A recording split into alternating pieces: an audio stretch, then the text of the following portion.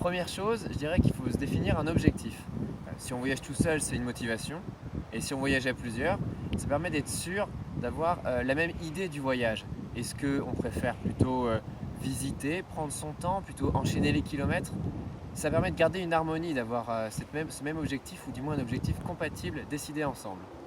Ensuite vient le choix de l'itinéraire. Première chose, vers où on veut partir? Quelle région? Est-ce que c'est à côté de chez soi, plus loin? Quel pays? Quel continent peut-être?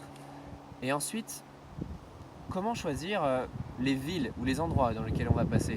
Ça peut être regarder quels sont les points phares de la région, ou alors de se laisser guider par les personnes que l'on rencontre au fur et à mesure qui nous disent je vous conseille d'aller par là ou par là. Et enfin, comment se guider? Plusieurs possibilités, ou définir tout à l'avance avec les cartes, ou se guider avec les panneaux, ou encore avec le GPS.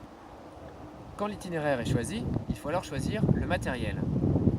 L'itinéraire a un impact si on va dans un pays chaud, un pays froid.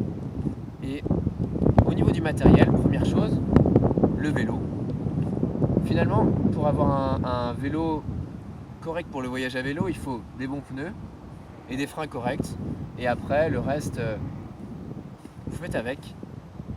Ensuite, si vous décidez de camper, il faudra une bonne tente, plutôt légère et imperméable, et des duvets et matelas qui sont adaptés à la température dans laquelle vous allez camper. Et d'ailleurs, pour l'hébergement, il y a vraiment plein de solutions qui s'offrent à nous, notamment le warm shower, qui est se faire héberger par d'autres voyageurs à vélo.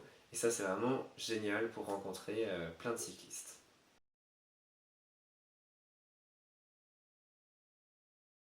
Niveau vêtements, emportez le strict minimum, car vous allez tout devoir transporter et c'est un poids à porter. Par exemple, 2 bas, 2 hauts, un manteau et puis quelques sous-vêtements. Niveau outils, uniquement ce qui est nécessaire et ce dont vous savez vous servir. Dans le pire des cas, vous pourrez demander de l'aide, peut-être dans un garage à vélo ou chez des habitants.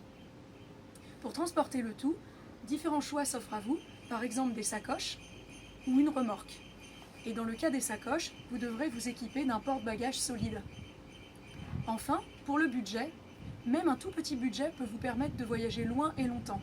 Nous connaissons des personnes qui voyagent avec 5 € par jour. Donc ne vous privez pas, si vous avez un petit budget, n'hésitez quand même pas à vous lancer.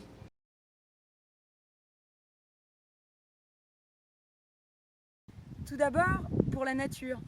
Ces beaux paysages qu'elle nous offre, dans lesquels on roule toute la journée et dans lesquels on peut bivouaquer le soir.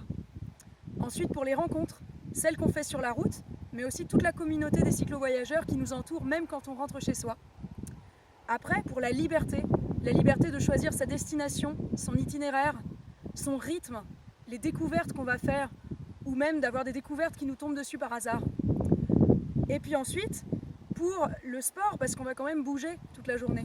Et je dirais enfin, pour l'aspect écologique, car le vélo est un moyen de déplacement qui ne pollue pas. Mais le plus important, c'est l'envie. Donc restez motivés, quel que soit votre projet, et lancez-vous.